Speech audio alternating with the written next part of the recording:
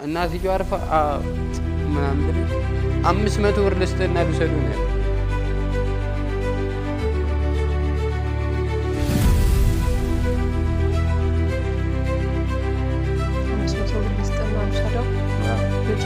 አምስት ብር ልስጥና እኔ ላሳድግልህ ልውሰዱ እንደዚህ ከሚገላታ ልግዛ ማለት ነው። ሰላም ጤና ይስጥልኝ ውድ የማልዳን ቲዩብ ቤተሰቦች እንዴት አላችሁ?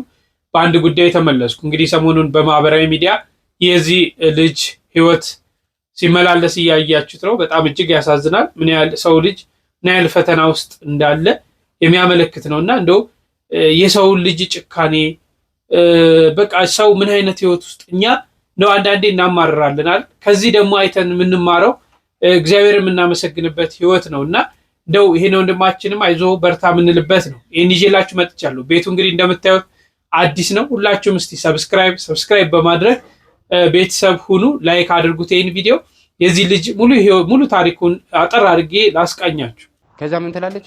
በስድስተኛው ቀን ስዕል አድን ልቤን አፈነኛለች። ለሊት ስዕል አድን እዚህ ጋር አድርጌላት በእጇ እንደዚህ አስደግፌ ተኛው እና አፈሳ ነበር በዛ ሰዓት ተኝቼ ጠዋት ላይ ፖሊስ አለ ሄዳክ ሰማ እሱ መጡ ተነሱ አለ ሲል ሊያፍሰን ነው መሰለኝ። በዚህም ፖሊስ አለ እንዳንሮጥ ሌላም የተኙ ዱርዮች አሉ እዛ ጋር። ከዛ ተነሽ ጸበል እንወስዳት ነው የሚል ኬሳ ምናምን ብዬ ለሊት ላይ አርታ ምናምን አጥበናት ምናምን ተጸራርታብን አጥበናት ምናምን ነገር ነበር አጥቢያት ነበር። ከዛ ተነሺ ብዬ እጇን እንደዚህ ሳነሰው እጇ ደርቋል፣ ሙሉ ነገሯ ደራርቋል። በቃ የለችም በህይወት። በቃ በዛ ሰዓት እኔ ራሴን አይደለሁም። ከዛ ሆስፒታል በመኪና ሆስፒታል ወሰዷት። የት ጳውሎስ ወሰዷት እና እዛ ጋር ብር ተሰበሰበ ምናምን መጀመሪያ እያለች ማለት ነው። የት ልውሰድ ነበር አርሴማ ይዣት ሂድ አርሴማ ቶሎ ይለቃታል እያሉኝ ብር ያልሰጠኝ ሁላ የታክሲ መኪና አጥቼ ያልሰጠኝ ሁላ በዛ ሰዓት ግን ማለት ነው እያያት የነበረ ሰው ሁላ 1000 ብር ይሰጠኛል፣ ያ 200 ብር ያ 100 ብር ይሰጠኛል። በዛ ሰዓት ብሩ ተሰበሰበ። ምን ይለኛል? እሷን ማዘጋጀ ይቅበራት ለልጁ ግን ለልጁ በየብር ለልጁ አርግለት ይሉኛል። ማዘጋጃ አይቀብራትም አልኩኝ። ራሴ ቀብራታለሁ፣ ማዘጋጃ አይቀብራትም አልኩኝ። እዛ ጋር ብር ተዋጣ፣ ሌላም ተሰበሰበ። ከራስ ደስታ ጀምሮ እንዲህ እየሰበሰብኩኝ መጣሁ እስከ ዮሐንስ ጫፍ እስከ ሰሜን ትል ጫፍ ድረስ ተሰበሰበ። ቡቲክ ቤት ምናምን ነገር ተሰበሰበ። በዛ ሰዓት ታማ ያልደረሰላት ስሞት ግን ሰጠኝ። ተሰበሰበ። ብሩ እጃችን ላይ መጣ። የመጣ ሰዓት ምን አርኩኝ? ሪሶን ስጡኝ አልኩኝ። ገና እንደገባ ከትንሽ ከሁለት ሰዓት በኋላ ምናምን ሪሶን ስጡኝ አልኩኝ። ሪሶን ስጡኝ ስል ማለት ምን እንዳሉኝ ታውቂያለሽ? ሪሶን ምርመራ አለ፣ ግዴታ መመርመር አለባት፣ ሬሳ አይወጣም አሉ። እኔ አሁን ነው የምፈልገው። አሁን የምትወጣው ከሆነ 6000 ብር አለ፣ ነገ የምትወጣው ከሆነ ደግሞ 1200 ብር አለ፣ በንጋታው የምትወጣው ከሆነ 1200 ብር አለ። እኔ ምርመራ አልፈልግም፣ እንዴት እንደሞተች እኔ አውቃለሁ፣ እኔ ባለቤቷ ነኝ፣ የልጇ አባት ነኝ፣ ስጡኝ ስላቸው ሂድና ምርመራ ማፈልግ ከሆነ 3ኛ ፖሊስ ጣቢያ ማዕከል ሄድና ተናገራለሁ። ማዕከል የገባው ማዕከል ቢሮ እዛ ቢሮ ነበር የምገባው ተብሎ ቢሮ ዝግ ነበር። ፊት ለፊት ያለው ቤት ነበር የገባሁት። እንደገባው እንደዚህ ስለው እኛ ፖሊስ ነን፣ ምርመራ ግዴታ መመርመር አለባት፣ አንተ ገላት ቢሆንስ አሉ። ከዛ ሳጅን እንደዚህ አሉኝ። 6000 ብር አሉኝ። ዛሬ የምትወጣው ከሆነ ነገ የምትወጣው ከሆነ 1200 ብር አሉኝ ስለው እንዴት እንደዚህ አይሉም አሉ። እሺ አልኩኝ። ወጣሁ። በቃም ግዴታ መመርመር አለባት ተብዬ በንጋታው መጣሁ። ያ የተሰበሰበው ብር ሬሳ ሳጥን ገዛንበት። ምን አረገች? ለእናትየዋ ደውለንላት ለእሷ እናት አረፈች ልጅ ስንላት ያልናት ማለት 6000 ብር የተባልን ቀን አረፈች ብለናት በንጋታው ለቀብሯ ቀን ግን ስንደውልላት ጭፈራ ቤት ነው ያለችው እናትየዋ። የእሷ እናት ሞያሌ ላይ ነው ያለችው። የዘፈን ድምፅ ነው የሚሰማን፣ ጫጫታ አገር ዘፈን ነው የሚሰማን። ምንም አልተሰማችሁም። አባትየው ምን እንዳለን ታውቂያለሽ? ሌላ አግብቶ ነው የሚኖረው የእሷ አባት ማለት የእናቷ አባት ከሌላ ሰው ጋር ነው የሚኖረው መሰለኝ። ከቻልከ አለ ልጇንም እሷንም በመርዝ ግደልኝና በአካውንት ብር ልክላለሁ ነው። ሰደብ ነው ሁላችንም እዛ ጋር ሰደብ ነው። ከዛ በኋላ በንጋታው ሪሶን ማየት እፈልጋለሁ አልኩኝ። ሪሶን ሳላይ እኔ ሳጥን ውስጥ እንዳከትብኝ ብዬ እዛ ጋር ከቡሶ ጋር ተደባደብን። እዛ ጋር የሰፈር ልጆች ነበሩ ምናምን ከሁሉም ጋር ተጣላን። ሪሶን ላሳይ ብሎኝ አውጣልኝ ሪሶን። እዛ ጋር ግን ስገባ ግን እዛ ጋር ስጋ አየሁ፣ እዛ ጋር አጥንት አየሁ፣ እዛ ጋር መጥረቢያ ያለው። ከዛ እገባለሁ። ከዚህ ጀምሮ እሷ ተቀድታ ተሰፍታለች ያለችው። ከዚህ ጀምሮ ማለት ተቀዳለች ማለት ነው እንዳለ ተሰፍታለች። በላስቲክ እንዲህ ድረስ ነው የሸፈኗት እና ከዚህ ጀምሮ ተቀዳለች ተሰፍታለች ማለት እና ምንድነው የተቀደደችው ብዬ ከእንትኑ ጋር እንትን እላለሁ። ለምርመራ ነው አሉ። መቼስ 6000 ብር ዛሬ የሚወጣ ከሆነ ብለው በትኩሱ የሚወጣ ከሆነ 6000 ብር ያሉኝ፣ በንጋተው ደግሞ 1200 ብር ያሉ የውስጥ ቋል ሊወስዱት ነው። ለሌላ ለምንም አይደለም። ተቀበልን፣ ሬሶን ተቀበልን። 1000 ብር ታታ ያዘን። የተሰበሰበው ብር አለ ብዬሻለሁ። 1000 ብር ታታ ያዘን። ሬሶን ጭነን መጀመሪያ ሬሶን እነሱ እያስጨረሱ እኔ ዮሐንስ ሂጄ አባ እንደዚህ ለቀብር እንደዚህ ጻፉልኝ ስል ዮሐንስ ሲጠምቋት የነበሩት አባ ምን አሉ? እሷ እንትን ክርስትና ምናምን ስላልተነሳች እሷ ኦርቶዶክስ አይደለችም ስለሆነ ጴንጤ ይዞ ቅበራት አሉ። አንጽፍም አሉ ዮሐንስ አንጽፍም አሉ። እዛ ያለኛ አማራጭ ሬሶ ሊጫን ነው ያለኛ አማራጭ መሬለም ሄድኩኝ። መሬለም ሂጄ መሬለም ምን አስባልኩኝ? ንስሐ አባቷ ሲሉ ንስሐ አባቷ ክፍለ ሀገር ነው አልኩኝ።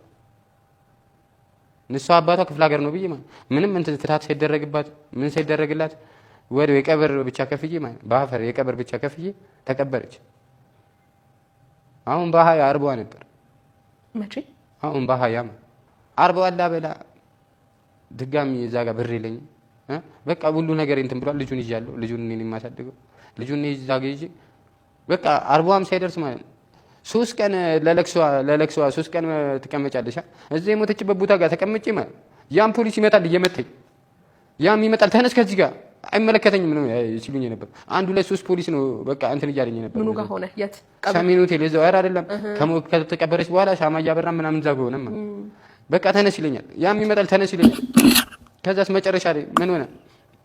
3 ቀን እንዴትም አድርጌ አልነሳም ብዬ ቀቡጮ 3 ቀን ተቀመጥኩኝ። እዛው ጋር የሞተችበት ቦታ ነው አልነሳም ብዬ 3 ቀን ተቀመጥኩኝ። በአርባዋ ዕለት ማለት እዛ ጋር ሰሜን ሆቴል መጀመሪያ ስሞት የሰጠኝ ሁላ ለአርባዋ በቃ ልጁን ስለሚዘኔ ለልጁ እዚህ ጋር ወተት ማለት ነው የጣሰውን ወተት 1 3 ቀን 4 ቀን የሆኑ ቦሶች ገዙልኝ። በየ3 ቀኑ ነው የሚያልቀው ጣሰው ማለት። ከዛ 3 ቀን ምናምን ገዙልኝ። ከዛሬ ጀምሮ አሉ ቦሶቹም አቅማችን አይፈቅድም አሉ። እሺ አልኩኝ። ከዛ ምን አስጀመርኩኝ? እኔም 1400 ብር ነው አቅም የለኝም። በየ3 ቀኑ 1400 ብር ነው አልችልም። ያለኝ አማራጭ ምንድን ነው? አጥሚት ገዝቼ ማለት ነው። የመጀመሪያ ቀን ዶክተሮች አሉ የሴሚ ማዘጋጃ ዶክተሮች፣ እነሱ ወተት ይገዙልኛል እየመጡ በየ3 ቀኑ ይገዙልኝ ነበር። እዚህ የሆነ ሰዓት አጥሚት አስጀምረዋል። አጥሚት ሰጡኝ። 1 ኪሎ ነው መሰለኝ 2 ሰጡኝ። እሱን አስጀመርኩት። ከዛ በኋላ እኔም አጥሚት እየገዛሁኝ ነው። በቃ አጥሚት ለምን ሩቧ ስንት ነች? 150 ብር ነች። ሩቧን ገዝተሽ ቢያንስ ለብዙ ቀን ትጠቀሚያለሽ። የማደርገው በምንድን ነው? በጡጦ አድርጌ ሃይላንድ አለ ቦርሳ ውስጥ በሃይላንድ ነው የምሞለው ማለት በሃይላንድ አድርጌ ነው የሚይዝለት ማለት እዛ ጋር ለመደለ በሃይላንድ እየጠባልኝ እየወሰደልኝ በቃ ወተትም ግን ግድ ነው የተባልኩት። 5 ወሩን የእናት ጡት ምናምን ስላለመደ ወተትም ግድ ነው የምባለው። ግን በዛ እኔ ደግሞ ወተት አሁን ደግሞ ባለሁበት አሁን ሰው ቤት ተጠግቼ ነው ያለሁት በአሁኑ ሰዓት ሰው ቤት ይሁን አላ እነሱ ቤት ነው ባለትዳር ነች። እነሱ ቤት ነው ያለሁት።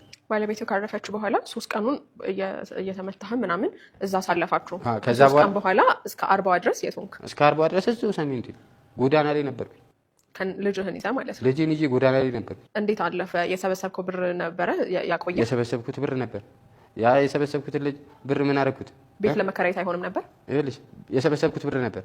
የሰበሰብኩት ብር መጀመሪያ ሞተች ቀማ የሰበሰብኩት ብር ነበር። እሱን የሰበሰብኩትን ብር ሬሳ ሳጥን ገዛን፣ የመኪና ከፈልን፣ እዛ የቀብር ከፈልን፣ ነፍሲ ማራ በላን። ከዛ እሱ አለቀ። 3 ቀን ለ3 ቀን ስቀመጥ ግን እዛ ጋር ነፍሲ ማር እያበላኝ የተሰበሰበ ብር ነበር 3900 ብር ሰብስቤ ነበር። 3900 ብር ሰብስቤ በሁለተኛው ቀን እንቅልፍ የሌለ አዳከመኝ። እዛ ጋር የተኙ ሴቶች አሉ የእሷ ጓደኞች የኔን ጓደኞች ናቸው። እና እነሱ ተኝተዋል። እዛ ጋር እንቅልፍ ይመጣ የሆነ ጆኒ የሚባል አዲስ ገበያ ልጅ አለ በጣም ማውቀው ልጅ ነው። ምግባባው ልጅ ነው ከድሮ ጀምሮ። ሰሜን ሆቴል አምጥቼው እሱ ከቤት ወጥቶ ምናምን ሰሜን ሆቴል አምጥቼው ከኛ ጋር ነበር አብሮ የሚሆን የነበረው። ምን አልኩት? ጆኒ አልኩት። ስሙ ታይቷል። አብሮ ከእሷ ጋር መጀመሪያም ብዙ ላይፍ አሳልፏል ከኔ ጋር አብረን ጆኒ እኔ እንቅልፍ የመጣ ትንሽ ሰዓት ልተኛ። ስንት ዳቦ ነው? 8 ዳቦ ገዝቼ ቆራርሼ ነፍሲ ማር አብላልኝ አልኩት። እና ሻማ እንካ ገዝተህ ለኩስልኝ። ይሄ ደግሞ 1900 ብር ነው። ከተኞኝ እዛ ጋር መቼስ ዱርዬ ታውቂያለሽ፣ ከኪስሽ ይወስድብሻል። ከተኞኝ እዛ ጋር ብሩን ይወሰድብኛል። ስለሚወሰድብኝ እዛ ጋር የሚጣለው ብርም አለ። እዛ ጋር የተጣለው ብር አለ። እሱን ሳልቆጥር ኪሴ ላይ 3900 ብር ነበር። 3900 ብር እንካይና ያዝልኝ ብዬ ሰጥቶት እና ተኝቼ ገና እንቅልፍ ሲወስደኝ ሽንት ቤት ደርሼ ልምጣ ብሏት አንዷን ሴት ማለት ሄደ። በዛው ብሩን ይዞት ሄደ። እሱ ጓደኛ የገዛ ጓደኛዬ ብሩን ይዞት ሄደ። ጠፋ። አግኝቼውም አላውቅም። ይኸው ጠፋ። 3900 ብር እና እዛ ጋር የተሰበሰበው እኔ ስንት ይሆነ እኔ አላውቅም። አድራሻም የለውም ጠፋ 3900 ብር ይዞብኝ ጠፋ። እጅግ በጣም ያሳዝናል በእውነት እንዲህ አይነት ፈተና ወንድ ሆኖ ከባድ ነው። ቤተሰብ ሲከዳ፣ ጓደኛ ሲከዳ፣ እኛ ኢትዮጵያውያን መረዳዳት እንኳን ባህላችን ነበር። ሰው በህይወት እያለ እኮ መርዳት አንወድም። ልክ ከሞተ በኋላ በቃ የአበባ ጉንጉኑን የተለያየ ነገሩን ማናደርገው ነገር የለም። ይሄ ወጣት እንግዲህ የከፈለውን ህይወት ይዩት። ሚስቱ እንግዲህ ወልዳ ነው ታማ፣ ከዛ በኋላ ህይወቷ ያረፈው እዛ እሷን ለመቅበር ልጁን ለማሳደግ ምን አይነት ውጣ ውረዶችን እየተወጣ ምን አይነት ታሪክ ህይወት ውስጥ ምን አይነት ስትራግል እያሳለፈ እንዳለ ስታስቡት በጣም ያሳዝናል። የሰው ልጅ ህይወት ማለት ነው። እኛስ እግዚአብሔርን እናመሰግናለን ባለን ህይወት። በእውነት ዛሬ እያንዳንዳችን 2 3 4 ክፍል ቤት እያለ ስንት ነው የምንመኘው? መመኘት ጥሩ ነው፣ ግን ከታች ያሉትን እናያቸዋለን፣ እናመሰግናለን። በጣም ያሳዘነኝ ታሪክ ደግሞ ከዚሁ ላይ እንግዲህ ልጁን አንዲት እናት በ500 ብር ሊወስዱበት ሁሉ እንደነበር ተናግሯል። ስሙት እስቲ በደንብ። እናትየው አርፋ ምናምን ብሎ 500 ብር ልስጥና ልውሰደው ነው ያለኝ።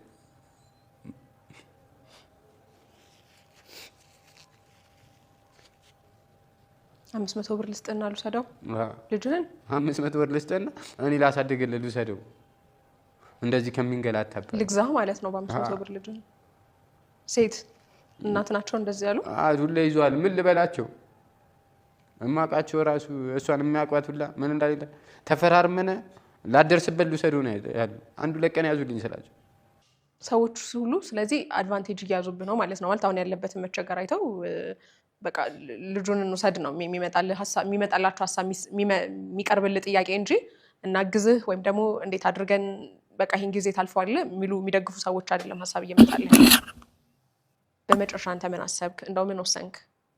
አረ ምንም በቃ እኔ ምንም ወሉላ ፖሊሶቹ እንትኖቹ ዶክተሮቹ መተው ምናምን ነገር ሲይዙት ምናምን እኔ የሆነ አጠራጠራለሁ ማለት ገባሻ? እዛ ጋር ሊወስዱትም ይመስለኛል የሆነ ተደብቆ የሆነ አላ እኔ ወደዛ ዞር ስል ሊጠፉብኝም ይመስለኛል።